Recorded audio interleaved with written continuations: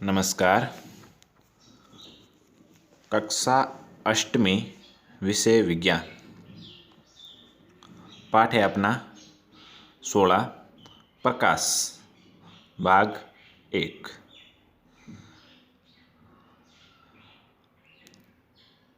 संसार में मानव की ज्ञानेंद्रियों में से दृष्टि एक महत्वपूर्ण ज्ञानेंद्रिय है। इससे हम हर प्रकार की वस्तुओं को देख सकते हैं। क्या होता है, मानव की जो 5 ज्ञानेंद्रियां हैं, इन ज्ञानेंद्रियों में से जो दृष्टि है एक महत्वपूर्ण ज्ञानेंद्रिय है जो अपन देखने को काम आती है। परंतु रात में किसी वस्तु को नहीं देख सकते। क्यों?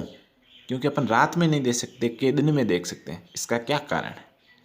तो वस्तुओं को दृश्य कौन बनाता है, इसके बारे में पढ़ेंगे। हम केवल नेत्रों से ही वस्तु को देख नहीं सकते, यानी अपन आँखों से ही नहीं देख सकते हैं। देखने के लिए क्या होता है, इसके लिए जिस वस्तु को देख रहे हैं उस वस्तु से आने वाला प्रकाश हमारे आँखों में प्रवेश करता है और यह प्रकाश वस्तुओं द्वारा उत्सर्जित या परावर्तित किया हुआ हो सकता है। क्या होता है कि जब अपन किसी वस्तु को देखते हैं तो उस वस्तु से क्या होता है, प्रकाश है वो उत्सर्जित या परावर्तित किया हुआ अपने आंखों में प्रवेश करता है। फिर वो वस्तु अपने को दिखाई देती है, सीधा अपने को अपन नहीं देख सकते हैं। फिर क्या है, देखते हैं कि परावर्तन के नियम कौन कौन से हैं। यानी परावर्तन होता है कि कोई वस्तु आती है और आपतन होने के बाद में वापस परावर्तित हो जाती है। तो इसके बारे में जो नियम है वो बताते हैं। पहला है, आपतन कोण सदैव परावर्तन कोण के बराबर होता है। पहला नियम है कि किसी का जो आपतन कोण होता है किसी किरण का, वो परावर्तन कोण के बराबर होता है। आपतन कोण किसी पृष्ठ पर पड़ने वाले प्रकाश किरण को आपतित किरण कहा जाता है। पृष्ठ से परावर्तन के पश्चात वापस आने वाली प्रकाश किरण परावर्तित किरण कहलाती है। यानी किसी कोई पृष्ठ है, उस पृष्ठ पर क्या होता है कि कोई किरण आपतित होती है, तो वो आपतित किरण होती है और वहाँ पर पृष्ठ के पड़ने के बाद वापस निकलती है, उसे परावर्तित किरण कहते हैं। जैसे आप चित्र पर देख रहे हैं कि पहली किरण है वो आपतन होती है, आपतित किरण होती है आपतन बिंदु पर, उसके बाद में वो वापस परावर्तित किरण की तरफ चली जाती है। तो जो आपतन कोण और परावर्तन कोण है दोनों, जिसमें आप देख रहे हैं I और R, ये हमेशा दोनों क्या होते हैं, बराबर होते हैं। आपतन बिंदु पर आपतित किरण और परावर्तित किरण है वो क्या होते हैं, बराबर होते हैं। आपतन कोण I और परावर्तन कोण है वो कितना है, R है। ये दोनों आपस में बराबर होगी। तो पहला नियम आपको समझ में आ गया होगा कि आपतन कोण और परावर्तन कोण है वो आपस में बराबर होते हैं। दूसरा नियम क्या है? दूसरा नियम है, आपतित किरण, परावर्तित किरण और अभिलंब तीनों एक ही तल में होते हैं। क्या होता है कि किसी भी पृष्ठ पर अगर किरण है वो आपतित होती है और वहाँ से वापस परावर्तित होती है, तो क्या होता है कि ये जो आपतित किरण और परावर्तित किरण और अभिलंब ये तीनों हैं वो एक ही तल में होते हैं। अब अपन बात करते हैं पार्श्व परिवर्तन की। पार्श्व परावर्तन है, परिवर्तन नहीं है, पार्श्व परावर्तन है।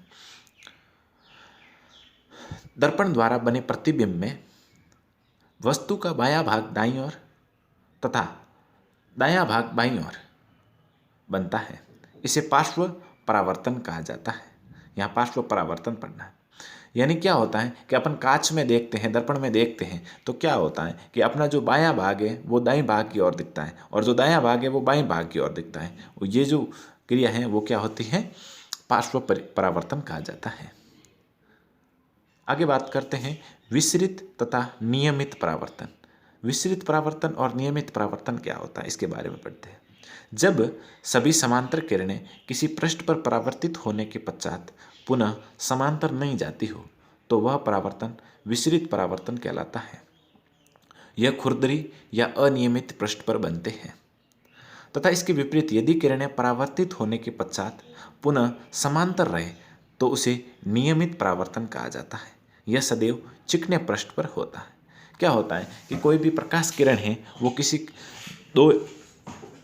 एक या दो से अधिक है वो क्या होती है, किरणें आती हैं और समांतर आती हैं और वहाँ पर परावर्तित हो आपतन बिंदु पर टकराने के बाद में वापस परावर्तित होती है और परावर्तित होने के बाद में भी वो किरणें जो जैसे आई थी समांतर उसी प्रकार समांतर जाती है, तो फिर वो है नियमित परावर्तन। और अगर वो वापस से परावर्तित होने के बाद में यानी आपतन बिंदु के बाद में वो समांतर नहीं जाती है, तो फिर वो विसरित परावर्तन कहलाता है। तो विसरित परावर्तन कहाँ होगा? जहाँ पर पृष्ठ है वो खुरदरा हो वहाँ पर विसरित होगा, और जहाँ पर चिकना पृष्ठ है वहाँ पर नियमित परावर्तन होगा।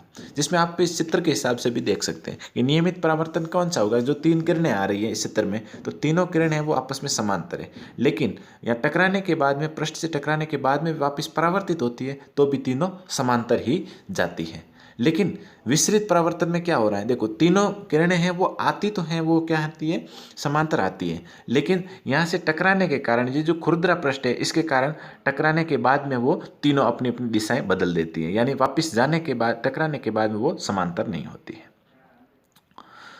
अब यहाँ एक बिंदु दिया हुआ है कि परावर्तित प्रकाश को पुनः परावर्तित किया जा सकता है, यानी प्रकाश को परावर्तित करने के बाद में अगर अपन और भी परावर्तित कर सकते हैं। आगे अपना बिंदु है बहुप्रतिबिंब। बहुप्रतिबिंब क्या होता है? समतल दर्पण पर एक ही प्रतिबिंब जब दर्पण के सामने और दर्पण रखा जाता है, तो उस दर्पण में कई परिवर्तित प्रतिबिंब दिखाई देते हैं, उसे बहुप्रतिबिंब कहा जाता है।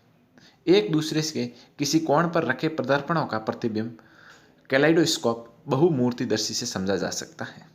क्या होता है कि कोई समतल दर्पण है, उनके सामने भी और दर्पण रख दिया जाता है। जैसे आपने देखा होगा कि दुकान में, बाल काटने की दुकान में होता है, वो क्या होता है कि सामने भी कांच होता है और दर्पण होता है, और पीछे की तरफ भी दर्पण होता है। फिर क्या होता है, दोनों तरफ भी उनके प्रतिबिंब आपस में पड़ते रहते हैं जब, तो ये बहुप्रतिबिंब कहा जाता है। अब इस पाठ से संबंधित कुछ गृह कार्य है, वो गृह कार्य आप कर लेना। पहला प्रश्न है, परावर्तन के दोनों नियम लिखिए। परावर्तन के दोनों नियम जो अभी मैंने बताए हैं वो लिखने हैं। दूसरा है, विसरित तथा नियमित परावर्तन को चित्र सहित समझाइए। विसरित परावर्तन का भी समझाया और नियमित परावर्तन का भी समझाया, और दोनों के चित्र भी दिए हैं, तो वो आपको करने हैं।